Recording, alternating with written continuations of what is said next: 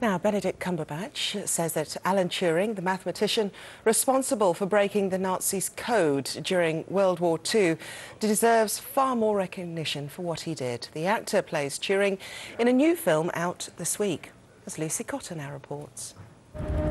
What is it that we're really doing? We're going to break an unbreakable Nazi code. Oh.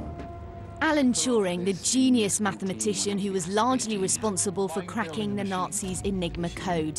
His role was described by Churchill as the single biggest contribution to winning World War II, and yet for years most people were unaware of his work. These were quiet heroes, stoic but quite untold stories to a large extent, and even now people don't speak about it, even though it's after the gestation of the Official Secrets Act. So I think to celebrate that on a broader spectrum and to have a larger audience sort of made more aware, which, you know, shamefully, this man should be on the back of one of our notes. He really should.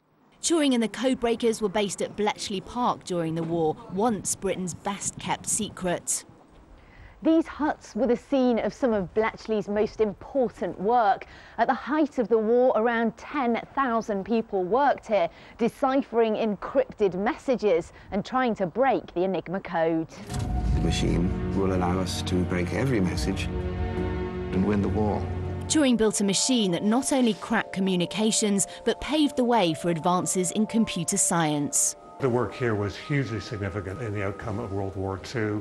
It helped bring the war to a swift conclusion and saved countless lives. Much of the work here also laid the foundations for many technological developments which followed, such as the birth of the computer and the digital age. Turing's story is as much about tragedy as heroics. In 1952, he was persecuted for being gay, convicted of indecency and forced to undergo chemical castration. 2 years later, he was found dead, poisoned in a suspected suicide.